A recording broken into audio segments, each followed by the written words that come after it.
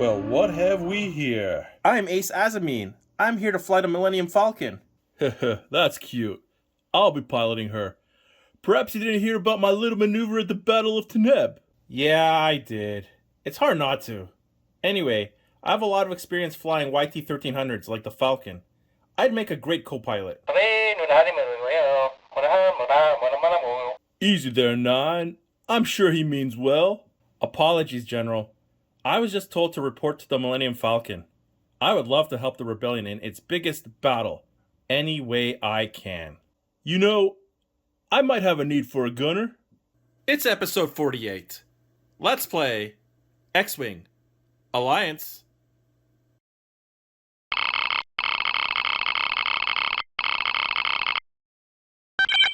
Ah, home sweet home 1. Pilots, I present the Moncal, the myth, the legend, Admiral Akbar. This should be a great day for the Alliance. We have a rare opportunity to crush the Empire and put an end to the Emperor's plan. We have confirmed that the Empire is constructing a second Death Star.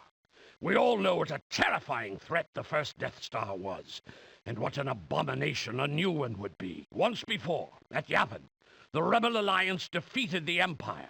With great sacrifice, and despite enormously unfavorable odds, we achieved the greatest military victory of this war. We are now called upon to repeat that victory. From throughout the Alliance, we have gathered together forces sufficient to destroy the second Death Star before it can be completed. The battle we are about to enter will determine the fate of the galaxy. May the Force be with us. Our plan is simple. While this second Death Star is under construction, it is vulnerable to attack. The battle station's main defense is the energy shield being projected from the moon it is orbiting.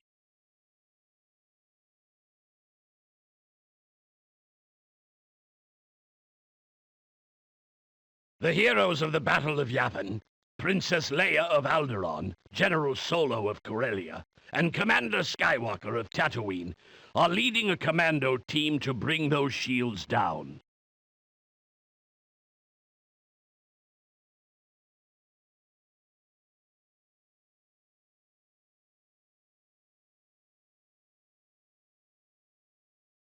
We do not know precisely what Imperial forces may be at Endor defending the construction site, but we assume them to be relatively small.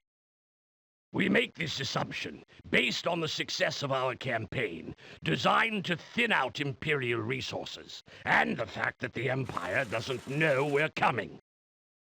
For the attack itself, we have mustered almost the entire Rebel Alliance fleet. This force should be adequate to deal with any surprises we may encounter.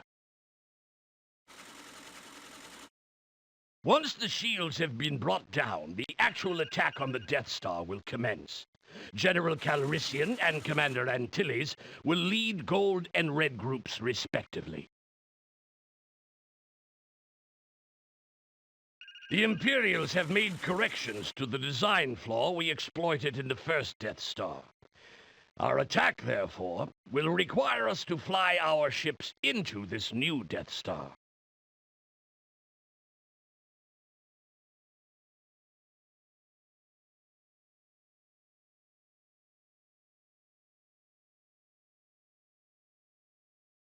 Our target will be the central reactor core. Its destruction will trigger a chain reaction that will destroy the entire battle station.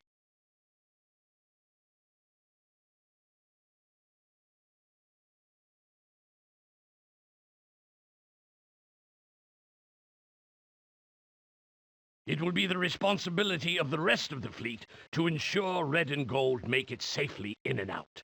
If any Imperial reinforcements arrive, the fleet will be in a position to screen Red and Gold groups and allow them to complete their mission. The fate of the galaxy will be decided by what we do today. I know you will all do your best.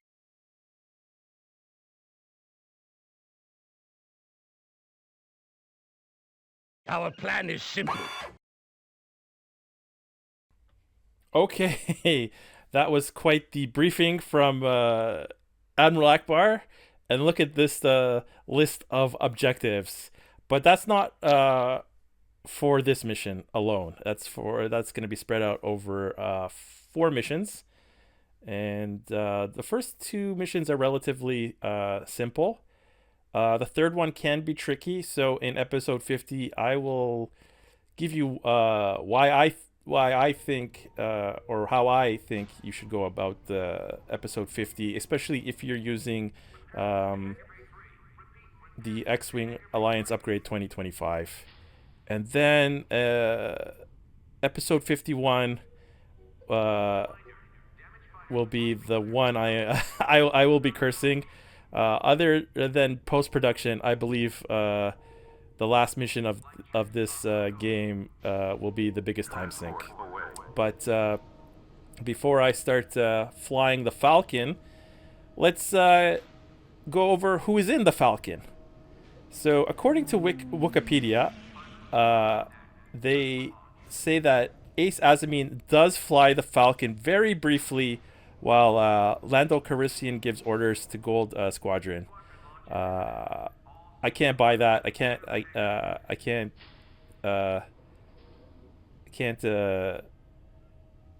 take Lando away from his pilot seat.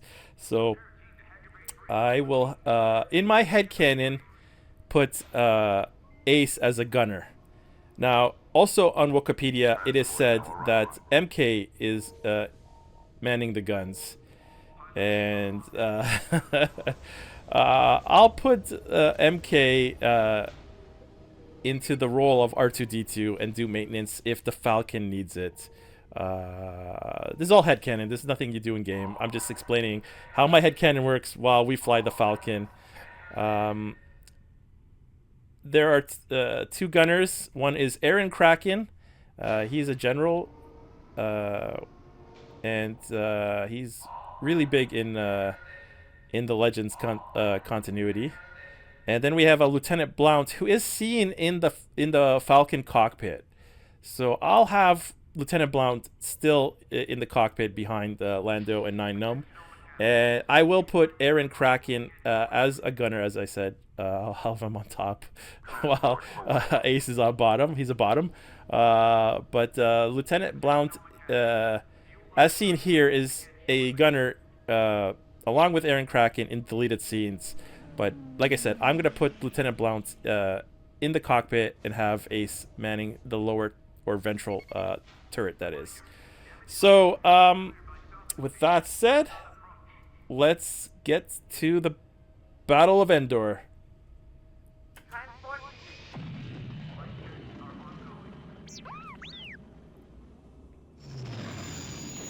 Okay, that was quite a graphical glitch, but here we go. I'm not a big fan of the voiceover artist for Lando, but the voice artist who does Wedge does a pretty good job, I would say. And you can hear lines from Return of the Jedi being delivered.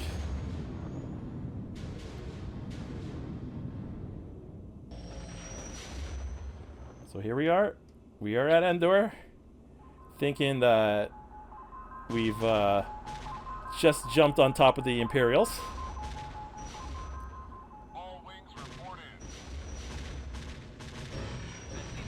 Yeah, I don't know if you could hear Red Leader there, but it was pretty good. Green Leader standing by. Lock S foils in attack position. Okay, I will. May the force be with us. Up or down. How can they be jamming us if they don't know We're coming.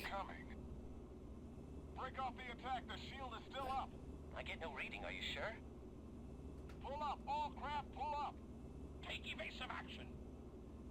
Green group, stick close to holding sector NV7. Admiral, we have enemy ships in sector 47. It's up top. There we go. The famous Akbar line. And they are behind us, so let's go see the fleet. There we go.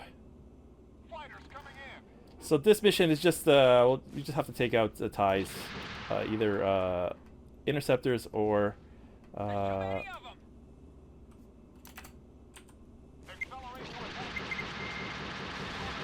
oh.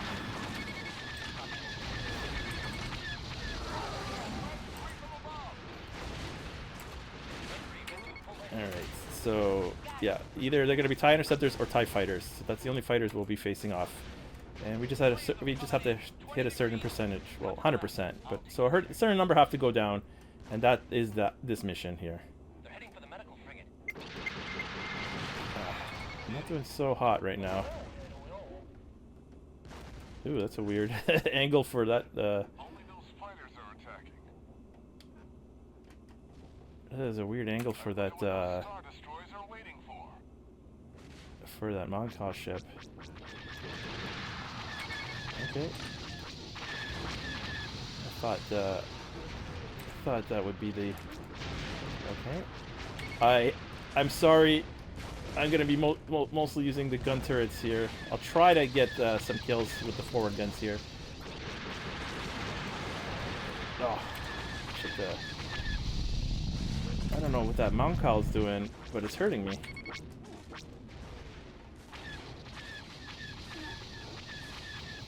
God damn, let's get this throttle, get around, and it takes a while to get used to the Falcon's guns here.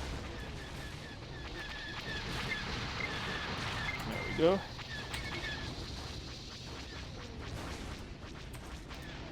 I think I saw a TIE fighter here. There we go. Okay, I got some action here.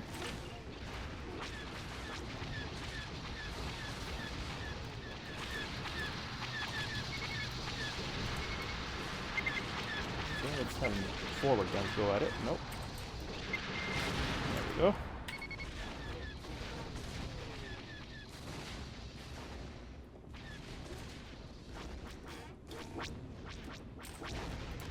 So this was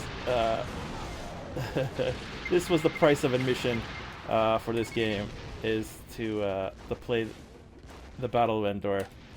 You got to play the Battle of Leavin in X-Wing, but this takes the cake. And I'll get into it in episode 51 on why I mean, as tough as it is, why I feel like it's a truly immersive experience from the movies. Alright, looks like... Oh, now I remember what I was going to say. I was in thought thinking, I got to say something here. This mission is timed, so I have a countdown timer and not a count up timer as previous missions. And that'll be the case, I believe, for the first 3 missions in this battle. I can't imagine that the 4th wouldn't have one, but I didn't play that one ahead of time. I played only the first 3 just to see if I can get past the bug that's on the 3rd mission, according to the X-Wing Alliance upgrade patch notes. Okay.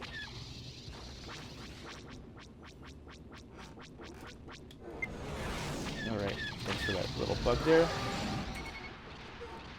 We are at 83%, so we are almost there with time to spare, I want to say. Shields took some hits, but like I said, this is a relatively easy mission. There's the Imperial fleet. So yeah, you kind of have to shoot this one from the side. Alright, not as bad as I thought it was going to be. I thought I was going to have all the turrets. Yeah, you can have that. That's your kill, Kraken.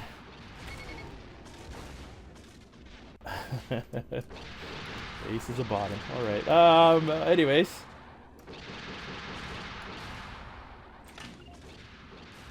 Okay, is there anyone else? Let's see. No, I think that's it. Yeah, that's the last fighter, and then you guys will enjoy a little cutscene. Good work. The first wave of Imperial fighters has been cleared. Your friends have failed. There we go. Now a scene that we've all seen from Return of the Jedi, and I'm hoping that me talking through it will not incur the wrath of a certain algorithm. And that is the Liberty, but we'll get to see it in the next episode. And that's it. That is mission 1 from this last battle. So I will go to the concourse and do some housekeeping. And then we will wrap up the episode. No debrief. We know what the end goals for this mission is. Sorry, this last battle is. So yeah, let's go to the concourse and into the crew quarters for some housekeeping. Nothing new right now. All quiet down here. The rest of the squadron is waiting for you in the briefing room. All right, MK, that's for next episode. But I do have some last piece of housekeeping to get through, and the only reason it is the last piece of housekeeping, the last segment in this season for housekeeping, is due to the reason how I have been recording the next few episodes. So I don't know if this was everybody's favorite segment, but I slept easier at night, let's say, knowing that I've corrected some wrongs or I've made shoutouts to certain people. And let's go to the pilot's terminal and roleplay. This will not be the final time we see the pilot's terminal, but for this housekeeping segment, it will be. Okay, so here's a shout out to the Great Rambino and VariaBug, who both talked about the Devastator from the last mission. And for those of you that don't know, the Devastator was the Star Destroyer that chased down Princess Leia's Tantive 4 at the beginning of Star Wars, back then when it was called Star Wars, or as we know it, A New Hope. Wikipedia says it's an Imperial Star Destroyer 1, but the model shown was an Imperial Star Destroyer 2. So I don't know how you want to headcanon this, either as an upgrade for the Devastator being a Imstar 2 instead of a 1, or it's an error done by the devs who didn't change the model because they already had an Imstar 2 model, and why would they put a 1 there? I'm gonna chalk it up to the former, because I don't feel like you have to replace a Star Destroyer unless you really need to, like getting blown up or whatever. So yeah, I in my headcanon, the Devastator is an Imstar 1, or an Imperial Star Destroyer 1 there. Okay, next shout out goes to talaris-uk, and this one was an awesome one to receive because talaris-uk, and I do apologize if I'm mispronouncing the name. Anyways, talaris-uk worked on the asteroid mining unit with Vince T. So, as I said, I got a kick out of getting this response, because it's always good to hear from people that worked on something, and I have been singing the praises of the X-Wing Alliance upgrade, and I just wanted to let talaris-uk know and thank him for the awesome work that they've done to this version. So if anybody else is watching from X-Wing Alliance upgrade, thank you. You have reinvigorated my passion for this game, because it wasn't high up there on my list of favorite Star Wars games, but I might have to revisit that, and that could be another episode, a future episode that is on my channel. So yeah, thank you talaris-uk and everybody at the X-Wing Alliance upgrade. All right, another response that I got, and this is from my friend Nyaxa, who she knows who she is, and hopefully I pronounced your name correctly. She gave me her favorite piece of souvenir or memorabilia in the crew quarters, and she called it the Nefarious jacket, which I think was the Merc jacket. So yeah, that's so awesome of her to bring up and engage. I think the jacket would go with a nice short skirt, like that Cake song, right? Short skirt, long jacket. And she's fashionable, Nyaxa, so yeah, she could pull it off, I can tell you that. All right, and one more shout out, and I can't believe it took me this long to get to them, but you know, you check your analytics and you like to see where everybody's watching from, and he has engaged with me, I think, a couple of times, at least, and that is razvanmiracom, and yeah, found out that he's from Romania. So whenever I see that Romanian stat on my analytics, I think of Razvan. So if you're still watching, Razvan, thank you. It's so awesome that you do, and that you did come in and chime in also. So I think that's all for shout outs. And that is it for this episode. We've got the next one, and I think you guys will get a kick out of that, because a certain ship will go down. But if you made it this far, thank you for watching. Until next time, remember, if you got something to say, go down below and... Enter your name, pilot.